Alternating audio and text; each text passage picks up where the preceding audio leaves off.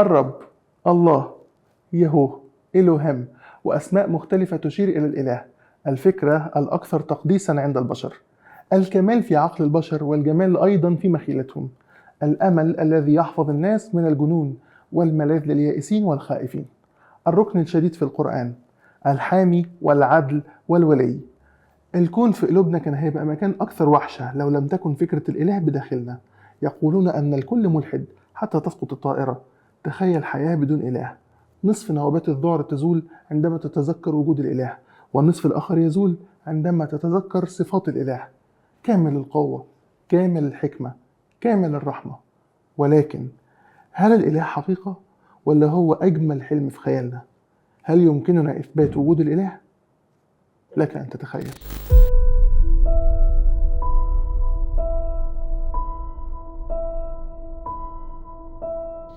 في البداية نقول بسم الله ونشهد أن لا إله إلا الله، ولكننا أمرنا بالنظر في السماوات وفي أنفسنا لنرى علامات وجود الله. فإيه آخر حاجة وصلنا إليها كبشر في الرحلة دي؟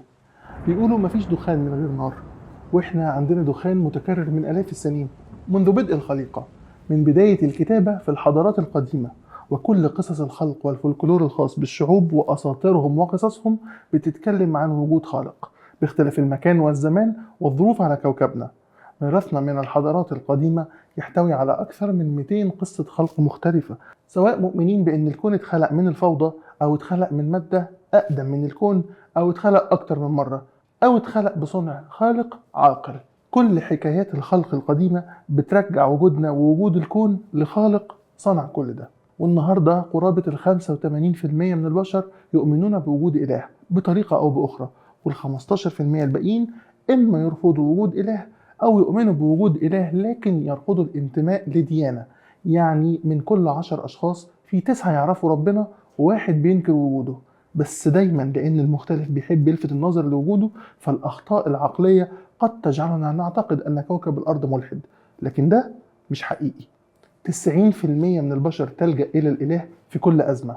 1 من كل 3 بني آدمين مسيحي، 1 من كل 5 مسلم، و1 من كل 6 هندوسي. ولو اخترت 10 بشكل عشوائي هيبقى منهم 3 مسيحيين و2 مسلمين و1 هندوسي، و3 من ديانات أخرى و1 بس ملحد. دي أكبر 3 ديانات انتشارا في الكوكب النهاردة. ده يعطيك تصور عن الحالة الإيمانية للكوكب. ده ملخص دراسات الأديان اللي نشرتها الأمم المتحدة في موقع UN Data في 2013. تعتقد الدراسات أن بحلول عام 2050 هيبقى الإسلام هو أكثر الأديان انتشارا في الكوكب. وده يدفعنا للتساؤل: هل يمكن أن يكون 9 أعشار الناس على خطأ؟ إحنا بنتكلم عن جنس بشري كامل من أول الزمان بيتكلم عن نفس القصة تقريبا، قصة الخلق ووجود الصانع، وبنتكلم عن حاضر البشر اللي السواد الأعظم منه بيقول يا رب. فازاي بعد كل ده ما يكونش عندنا فكرة واضحة عن أدلة وجود الإله اللي كلنا تقريبا نؤمن بوجوده؟ يعني ازاي كلنا عارفين حاجة ومش عارفين نثبتها؟ الحقيقة ان دي الخدعة التانية اللي وقعنا فيها. الخدعة الأولى انك تصدق ان الناس كلها لا دينية والمتدينين منهم أقلية طبقا لمن رأى على الإنترنت، بس طلع ان الناس كلها تقريبا مؤمنة. الخدعة التانية هي انك تصدق انه لا دلائل منطقية او علمية تقود الى استنتاج وجود اله. الخدعة الثالثة هي انك تصدق انه مفيش علماء يصدقون بوجود اله، لكن الحقيقة ان 89% من الحائزين على نوبل يؤمنون بوجود الاله، واقل من 10% يقدمون انفسهم كلا دينيين، طبقا لإحصائية انتشرت بمناسبة مرور 100 عام على جائزة نوبل. فكنت حابب أقول بس إن إحنا اتضحك علينا. الصورة اللي متصدرة لك من المجتمع العلمي والمجتمع العادي على السوشيال ميديا وفي الشارع هو إن كوكب الأرض لا ديني، بس الحقيقة إن الكوكب كله تقريبا متدين بامتياز. هل يمكن أن يكون كل ذلك الدخان بدون نار؟ من المثير للجنون كيف أننا لا نستطيع إثبات الفكرة التي نؤمن بها أجمعين، وكيف صدقنا أنه لا يوجد أدلة على ما نصدقه كلنا. الحقيقة إن ده واجب على كل مؤمن إنه يبقى عنده فكرة عن الفرضيات التي دعمت فكرة وجود الإله. ربنا عرفوه بالعقل، جملة عبقرية قالها أجدادنا الذين صدقوا بوجود الإله في قلوبهم أولا ثم تعرفوا عليه بالعقل.